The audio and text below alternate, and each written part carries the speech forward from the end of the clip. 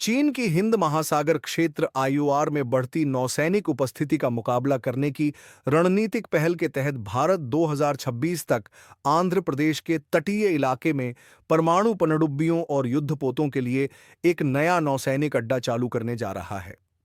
यह अड्डा रामबिल्ली नामक एक छोटे से गांव के पास स्थित है, जो विशाखापत्तनम में पूर्वी नौसैनिक कमान मुख्यालय से लगभग 50 किलोमीटर दक्षिण में है। यह भारत की समुद्री क्षमताओं को मजबूत करने के व्यापक प्रयासों का हिस्सा है। यह विकास टाइम्स ऑफ इंडिया की 7 अप्रैल 2025 की रिपोर्ट में सामने आया है और यह कर्नाटक में कारवार नौसैनिक अड्डे में जारी उन्नयन के साथ मेल खाता है। इससे यह संकेत मिलता है कि भारत क्षेत्रीय सुरक्षा चुनौतियों के बीच अपने पूर्वी और पश्चिमी तटों दोनों को सशक्त बनाना चाहता है। रामबिल्ली में नया नौसैनिक अड्डा प्रोजेक्ट वर्षा के तहत विकसित किया जा रहा है। यह अड्डा भारत की बढ़ती परमाणु संचालित पनडुब्बी बेड़े को समायोजित करने के लिए तैयार किया गया है, जिसमें बैलिस्टिक मिसाइलों से लैस परमाणु पनडुब्बियां एसएसबीएन्स और अटैक सबमरीन एसएसएनएस शामिल हैं। यह सुविधा भूमिगत पेन और सुरंगों के नेटवर्क से लैस है, जो इन सामरिक संपत्तियों के लिए सुरक्षित माहौल प्रदान करती है। परियोजना का पहला चरण लगभग पूरा हो चुका है और इसके 2026 तक चालू होने की उम्मीद है। पिछले एक दशक में इस परियोजना को तकनीकी, पर्यावरणीय और लॉजिस्टिक चुनौतियों का सामना करना पड़ा। रिपोर्ट में एक सूत्र के अनुसार आंतरिक बंदरगाह तैयार है, जबकि बाहरी बंदरगाह पर ब्रेकवाटर और जेट्टी सहित काम जारी है और भविष्य में इसका और विस्तार किया जाएगा। रामबिल्ली अड्डे का सामरिक महत्व अत्यंत महत्वपूर्ण है। यह भारत के पूर्वी समुद्र तट पर स्थित है और बंगाल की खाड़ी तथा व्यापक हिंद महासागर क्षेत्र में भारतीय नौसेना की पहुंच को सशक्त बनाता है। एक ऐसा क्षेत्र जहां चीन की नौसैनिक सक्रियता तेजी से बढ़ रही है। यह अड्डा भारत की एसएसबीएन्स का केंद्र बनेगा, जो देश की परमाणु त्रिकोण न्यूक्लियर ट्रायड का जल आधारित हिस्सा है और दूसरी बार जवाबी हमले की क्षमता सेकंड स्ट्राइक कैपेबिलिटी सुनिश्चित करते हैं। भारत की पहली बार उपयोग नहीं, नो फर्स्ट यूज परमाणु नीति के संदर्भ में यह विशेष रूप से महत्वपूर्ण है, क्योंकि यह नीति टिकाऊ और गुप्त प्लेटफॉर्म्स पर आधारित है।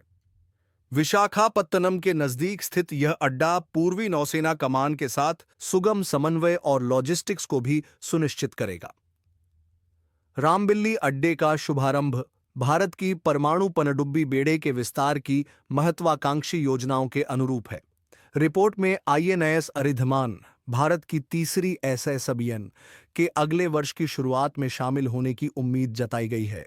7,000 टन वजनी आईएनएस अरिधमान अपने पूर्ववर्तियों आईएनएस अरिहंत और आईएनएस अरिघात से थोड़ी बड़ी है और इसमें 3,500 किलोमीटर की मारक क्षमता वाली के 4 परमाणु मिसाइलें अधिक संख्या में ले जाने की क्षमता है। एक चौथी एसएसबीएन भी लगभग 10.8 अरब डॉलर की गुप्त एडवांस्ड टेक्नोलॉजी व्हीकल एटीवी परियोजना के तहत निर्माणाधीन है। भविष्य की योजना में 13,500 टन वजनी एसएसबीएन्स बनाना शामिल है, जो वर्तमान 83 मेगावाट रिएक्टरों की तुलना में अधिक शक्तिशाली 190 मेगावाट लाइट वाटर रिएक्टर से लैस होंगी। एसएसबीएन्स के अलावा भारत अपने एसएसएन कार्यक्रम को भी आगे बढ़ा रहा है। अक्टूबर 2024 में सुरक्षा मामलों की कैबिनेट समिति सीसीएस ने लगभग 4.8 अरब डॉलर की लागत से 29,800 टन वजनी परमाणु संचालित अटैक सबमरीन एसएसएन के निर्माण को मंजूरी दी थी और कुल 6 एसएसएनएस बनाने की योजना है। एसएसबीएन्स जहां परमाणु प्रतिरोध न्यूक्लियर डिटरेंस के लिए होती हैं, वहीं एसएसएन्स पारंपरिक हथियारों से लैस होती हैं और उनका इस्तेमाल पनडुब्बी रोधी युद्ध, खुफिया जानकारी जुटाने और एयरक्राफ्ट कैरियर बैटल ग्रुप्स को समर्थन देने जैसे कार्यों में होता है। विशाखापत्तनम स्थित शिप बिल्डिंग सेंटर में इन एसएसएनएस का निर्माण भारत की नौसैनिक शक्ति को बढ़ाने के साथ साथ स्थानीय सूक्ष्म, लघु और मध्यम उद्यमों को भी आर्थिक बढ़ावा देगा। आज के लिए बस इतना ही। देखने के लिए आपका बहुत धन्यवाद।